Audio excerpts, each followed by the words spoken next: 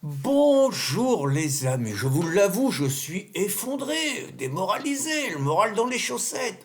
On est la risée du monde entier, tout le monde se fout de notre gueule.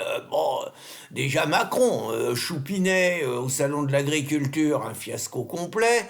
Il essaye de coller les écolos soulèvement de la terre avec les paysans pour apparaître au milieu, l'arbitre et tout. Bon, il se prend une banane maison, donc jamais un président a été aussi mal accueilli au salon de l'agriculture. Il essaye de se refaire une santé en déclarant qu'il va foutre les pop-off dehors de l'Ukraine, qui part en guerre et tout. Tout le monde dit il est taré, on a affaire à un psychopathe. Bon, tout le monde lui fait un bras. On ricane de nous dans le monde entier.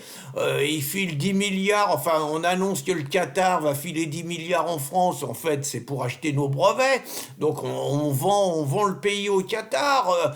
Bon, franchement, tout s'effondre. Et puis bon, on va faire les Jeux Olympiques, on se fait barboter les plans de la sécurité. Le responsable, il réussit à laisser traîner son ordinateur dans un train et il se le fait barboter. Enfin bon, on est les clowns, quoi, voilà. Alors au moins un temps, il y a une époque, on sauvait la face, on avait un savoir-faire français, c'est-à-dire on avait des mecs qui, comme on dit, tenaient le pavé. Voilà, on avait des mecs qui savaient picoler, qui savaient mettre en valeur, bon, les bons produits français. On avait au moins ça comme spécificité. Et là, alors la représentation nationale, un fiasco. Vous avez vu Louis Boyard, Loulou Lacam au salon de l'agriculture. Non, mais attendez, une honte.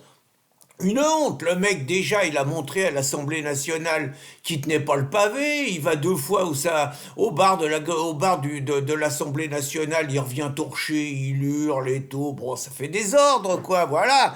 Et puis là il l'envoie au salon de l'agriculture, alors Loulou faut reconnaître, la tisane, le gros rouge qui tâche c'est pas son truc, le Loulou c'est la fumette. Et il fait d'ailleurs un carnage, hein, parce que il fait le tour des universités françaises, je veux dire il y a des centaines et des centaines de jeunes. Ils ont du mal à assurer les stocks. Loulou, il écoule tout, vous voyez. Donc là, c'est son domaine, la cam.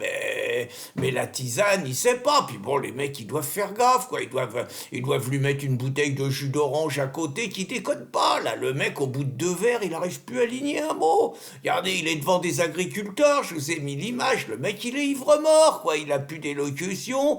Il tient plus debout. Puis bon, ce qui est vachement grave par rapport à Loulou, c'est quand même qu'il a un électorat de musulmans. Je veux dire, c'est grâce au meus s'il est député, faut pas se raconter d'histoire. Et d'ailleurs, il leur rend l'appareil, hein. Il sait se conduire, il a la reconnaissance du ventre. Sur la Palestine, il est parfait, hein. Franchement, il traite les Israéliens d'assassins, de criminels de guerre, de génocidaires et tout. Il reprend complètement les chiffres du Hamas sur le nombre de morts.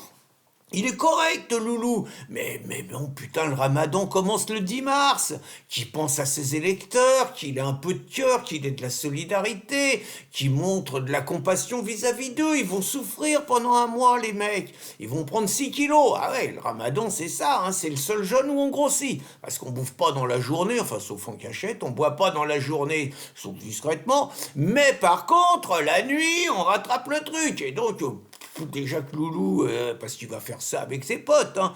Mais bon, Loulou, c'est pas sympa pour ses potes, quoi. Puis bon, moi, franchement, la France, on doit avoir des mecs. La France, c'est Gérard Depardieu, je sais, la gauche l'aime pas, tout ça. Mais regardez-le, je vous ai mis l'image. Regardez-le dans le film Uranus. Gérard, bon, il a été balancé dans le film, hein. C'est Léopold, le mec qui tient le bar du village. Il a été balancé par les communistes. Il fait un mois en tôle, un mois sans son pinard, il devient fou, il donne des coups de pied partout et dès qu'il sort, il court, il descend la bouteille, 1 litre. Et dans le film, le mec il descend 12 litres tous les jours. Vous voyez, maintenant, moi j'ai été voir mon Toubib. Mon Toubib il me demande est-ce que vous buvez? Ben, je dis ça dépend. Qu'est-ce que vous appelez boire? C'est quoi les seuils? Ah, il dit monsieur, c'est clair. Hein, pour nous, les critères, quelqu'un qui boit plus de 3 j'allais dire 3 litres. 3 verres de vin par jour, c'est un alcoolique. Oh putain, j'ai dit, oh bah non, je suis nettement en dessous. Attendez, vous dites que vous buvez un verre de vin le midi et 2 verres le soir ou le contraire, ils vont vous faire un signalement. Non. Donc ça rigole plus maintenant, hein.